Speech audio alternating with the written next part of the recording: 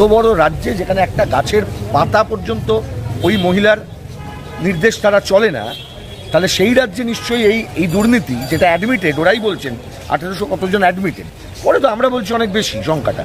তা এই অ্যাডমিটেড দুর্নীতি ওই মহিলার ক্লিয়ারেন্স ছাড়া হতে পারতো না। তো প্রথমে তো ওই মহিলাকে ডেকে যদি জিজ্ঞাসাবাদ করা যায়, আর ওই মহিলাকে যদি এই যারা টাকা নিয়েছে বলে যাদের অভিযোগ আসছে তাদের বিরুদ্ধে সামনাসামনি বসিয়ে, ওর এই মহাসচিবকে এনে সামনাসামনি বসিয়ে, তাহলেই পরিষ্কার বেরোবে যে পশ্চিমবঙ্গের এই সাধারণ ছাত্রছাত্রীদের টাকা কারা তুলিয়েছে, কোন কোন তৃণমূলের নেতাদের থেকে বেনিফিটেড হয়েছে, আর কাদের কাদের জেলের ভাট খেতে হবে। যাদের নামের তালিকাটা বেরোলো, সিবিআইয়ের তো উচিত এদেরকে জিজ্ঞাসাবাদ আবার শুরু করা, করে কাদের টাকা দিয়েছিল তাদের নামগুলো বের করা। 1800 ছেলে মেয়ে নিশ্চয়ই আকাশ থেকে টাকা দিতে যায়নি, তাদের কাছে অফার দেওয়া হয়েছিল। কে অফারটা দিলেন, কেন অফারটা দেওয়া হলো, কেন এই টাকাটার মাধ্যমে চাকরি দেবার কথা, কোথায় সিদ্ধান্ত হলো? মূল সমস্যা থেকে সরে গিয়ে মমতা ছুটছে সেনার পিছনে, সেনা ছুটছে মমতার পিছনে, কে কত বড়। এটা কোনোদিন রাজনীতির বিষয় হতে পারে? অন্য কারুর ধমকে চমকে অর্ডারের নির্দেশে কাজ করতে চান, তাহলে যা বলার পাক সেনা, ভারতীয় সেনা, মুখ্যমন্ত্রী দৌড়াচ্ছেন, মমতার সেনা এরপরে আসবে, কিংবা কোথাও নারায়ণী সেনা আসবে, বলবে মহাভারত থেকে সেনা নামিয়ে দেবো পাল্টা। এটা যত আপনি করবেন না, মূল ইস্যু থেকে আপনি, ওনার কাজ এটা নয়। ব্রাত্য বসুর কাছ থেকে আর এই এত লেকচার ওনাকে দিতে হবে না। উনি ওনার দপ্তরের সম্পর্কে লেকচার দিন, নাটক নিয়ে যদি উনি কোনো সমালোচনা করতে চান ওটা উনি বলুন, উনি ওনার কাজটুকু করুন, সব বিষয়ে লেকচার দেওয়া বন্ধ করুন।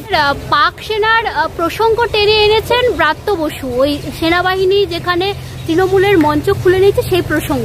উনি কি মন্ত্রী? পশ্চিমবঙ্গের শিক্ষামন্ত্রী। ওনার প্রথমে দেখা উচিত যে ওনার দপ্তরটা দুর্নীতিতে ডুবে গেছে। ওনার দেখা উচিত পশ্চিমবাংলার যে স্কুলগুলো বন্ধ হয়ে গেছে সেই স্কুলগুলো খোলা যায় কীভাবে। ওনার দেখা উচিত কলেজগুলোতে ছাত্রছাত্রীরা আর পড়তে যাচ্ছে না, অনার্স কোর্স তারা করতে যাচ্ছে না, অনার্সের সিট খালি থাকছে। একটা রাজ্যের কতটা খারাপ অবস্থা হলে সরকারকে তো পরিকাঠামো তৈরি করবার জন্য খরচ করতে হয়। এই উন্নত মানের বিষয়ে physics honours, chemistry honours, biology, zoology, botany honours seat খালি পড়ে থাকছে, কম্পিউটার সায়েন্স সিট খালি পড়ে থাকছে। আজ থেকে 15 বছর 20 বছর আগে আপনি ফিরে যান, আপনি মনে করুন যখন আপনি মাধ্যমিক পাশ করেছিলেন, উচ্চ মাধ্যমিক পাশ করেছিলেন, যখন কলেজে গেছিলেন, অনার্সের সিট পেতে আপনাকে কাঠখড় পোড়াতে হতো না, কারণ এতটা প্রতিযোগিতা ছিল। কলেজের সংখ্যা কত বেড়েছে? বাড়েনি। তাহলে কিসের সংখ্যা কমেছে? ছাত্রছাত্রীদের আগ্রহ কমেছে।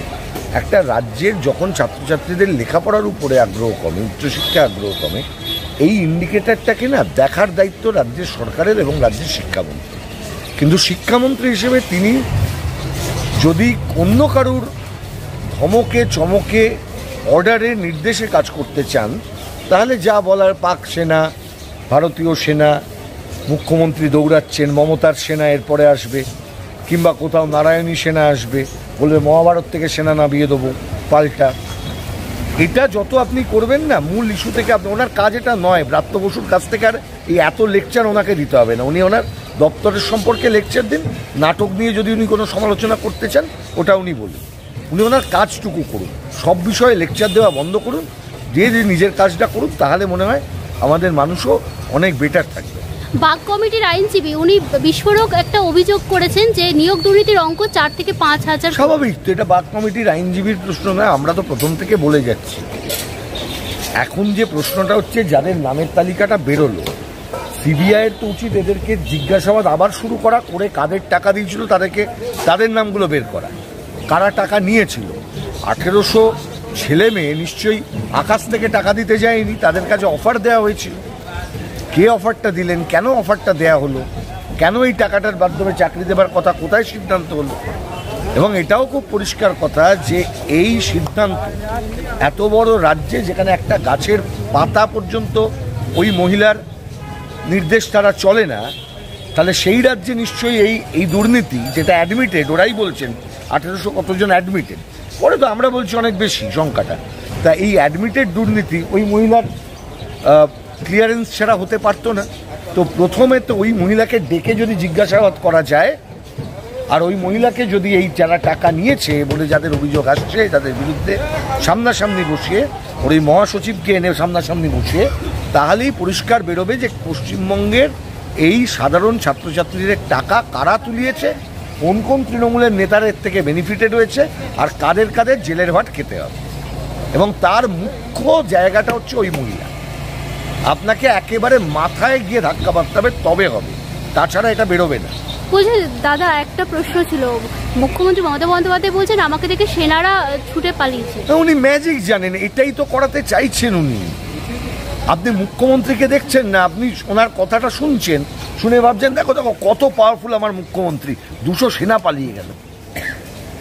আপনি অবাক হয়ে যাচ্ছেন, আপনার নিজের সমস্যা ভুলে যাচ্ছেন। আপনি সকালবেলা যখন বেরিয়েছিলেন আপনার সমস্যা ছিল যে আপনি কাজের জায়গায় গিয়ে কাজটা আছে কিনা আপনি নিশ্চিত আছেন কি নেই সেটাই আপনি জানতেন না। গিয়ে দেখবেন কাজের জায়গায় লক আউট হয়ে গেছে। দেখলেন আপনি আপনার অফিসে বললো যে না তুমি ছাঁটাই হয়ে গেছো। আপনি এই সমস্যা নিয়ে বাড়ি থেকে বেরোলেন, আর বাড়িতে যখন ফিরছেন তখন আপনি দেখছেন না মূল সমস্যা থেকে সরে গিয়ে মমতা ছুটছে সেনার পিছনে, সেনা ছুটছে মমতার পিছনে, কে কত বড়। এটা কোনোদিন রাজনীতির বিষয় হতে পারে? সেনা কোনোদিন রাজনীতির পরিসরে আসা উচিত নয়। সেনার আলোচনা, সেনাবাহিনী এতটা সেনজিটিভ একটি বিষয় একটি দেশে, যে সেনাবাহিনীর উপর আমরা দেশের নিরাপত্তা, আভ্যন্তরীণ নিরাপত্তা, বহির জগতের থেকে কোনো আক্রমণ আমাদের দেশের উপর হলে তার নিরাপত্তার উপর নির্ভরশীল। সেনাকে যদি রাজনীতির এই দৌড়াতের মধ্যে আমরা যদি নামিয়ে দিই, তাহলে যে সমস্যাটা হয় সেই সমস্যাটাই তৈরি হচ্ছে। রাজনীতি যারা করেন তাদের সচেতন থাকতে হবে। সেনাকে আপনি আনবেন কেন এর মধ্যে? দেশের সেনা মানে দেশের সেনাবাহিনী। আপনি তাকে আপনার ইন্টারনাল একটা পলিটিক্যাল ঝামেলার মধ্যে আনছেন। কে বড়, মমতা বড় না সেনা বড়? এই ছবি যারা করছেন তারাও কিন্তু অত্যন্ত ভুল করছেন।